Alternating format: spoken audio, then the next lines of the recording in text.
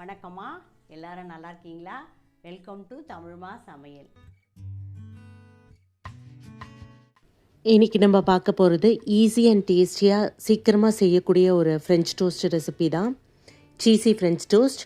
அதுக்கு தேவையானது ஒரு அகலமான பவுல். அதில் 2 முட்டையை உடச்சி ஊற்றிக்கலாம். நீங்கள் அகலமான பவுல் எடுத்துக்கலாம், இல்லைனா பிளேட் எடுத்துக்கலாம். நம்மளுக்கு ப்ரெட்டு துவைக்கிறதுக்கு நல்லா ஈஸியாக இருக்க மாதிரி பார்த்துக்கோங்க. இதை நல்லா பீட் பண்ணிக்கலாம். இப்போ பீட் பண்ணியாச்சு. ஒரு சிட்டிகை அளவுக்கு உப்பு சேர்த்துக்கலாம். இப்போ நம்ம இனிப்பு சேர்க்க போகிறோம். அதை என்ஹான்ஸ் பண்ணுறதுக்காக தான் ஒரு சிட்டிகை சால்ட் சேர்த்துக்க போகிறோம்.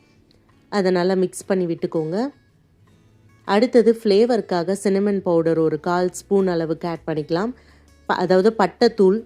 இது ஃப்ளேவருக்காக நம்ம ஆட் பண்ணுறோம். நல்ல ஒரு வாசனை தரும். அந்த முட்டை வாசனை வெளில வராமல் நல்ல ஒரு ஃப்ளேவர் தரும். நீங்கள் இது இல்லைன்னா வெனிலா எக்ஸ்ட்ராக்ட் யூஸ் பண்ணிக்கலாம் 1 ஸ்பூன் அளவுக்கு. அடுத்தது பார்த்தீங்கன்னா நான் சுகர் ஆட் பண்ண போகிறேன். நீங்கள் வெல்லம், தூள் வெல்லம், இல்லைன்னா ஒயிட் சுகர், ப்ரௌன் சுகர் எது வேணால் யூஸ் பண்ணலாம். நான் இங்கே ப்ரௌன் சுகர் யூஸ் பண்ணிக்கிறேன்.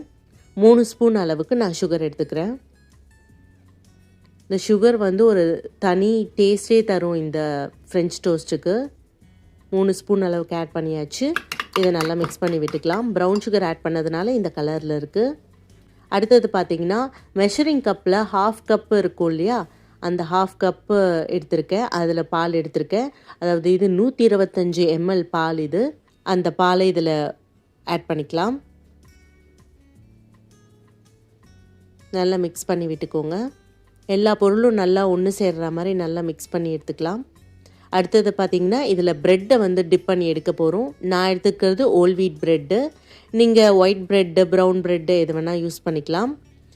இந்த மாதிரி ஒரு மீடியம் சைஸ் ப்ரெட் எடுத்துக்கிறேன்.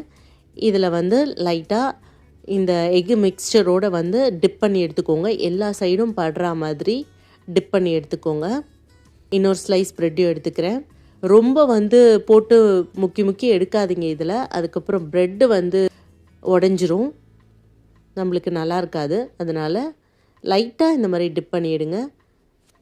அடுத்தது தவா வச்சுருக்கும். தவாவில் நெய் போட்டுக்கலாம். நெய் இல்லைனா பட்டர் போட்டுக்கலாம். இது 2 தான் இந்த ஃப்ரெஞ்ச் டோஸ்ட்டுக்கு நல்லாயிருக்கும், ஃப்ளேவர்ஃபுல்லாக இருக்கும். அதுக்கு மேலே நம்ம முட்டையில் தோய்ச்சி எடுத்த 2 ப்ரெட்டு வச்சிடலாம். கீழே டோஸ்ட் ஆகிட்டே இருக்கும் போது மேலே கொஞ்சம் கீ போட்டுக்கிறேன்.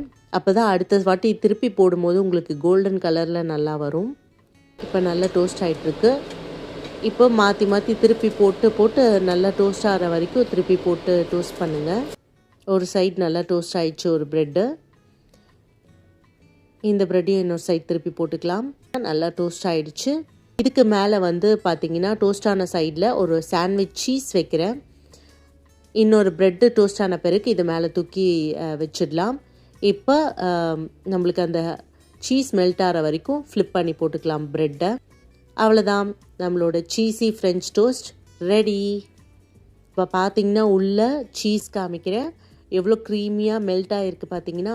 இந்த ப்ரெட்டு சாஃப்டாக இருக்கும், ரொம்ப ஸ்வீட்டாக இருக்கும். அது கூட இந்த சீஸ் வச்சு சாப்பிடும்போது ரொம்பவே டேஸ்டியாக இருக்கும். உங்களுக்கு வேணும்னா லைட்டாக ஹனியும் மேலே போட்டுக்கலாம். இது பிரேக்ஃபாஸ்ட்டுக்கும் பர்ஃபெக்டாக இருக்கும். உங்களுக்கு ஸ்நாக் டைமில் ஸ்நாக்காகவும் நீங்கள் சாப்பிட்லாம். கிட்ஸுக்கும் ரொம்ப பிடிக்கும். இந்த வீடியோ பிடிச்சிருந்தா நம்ம சேனலுக்கு சப்ஸ்கிரைப் பண்ணி சப்போர்ட் பண்ணுங்கம்மா. நன்றி, வணக்கம்.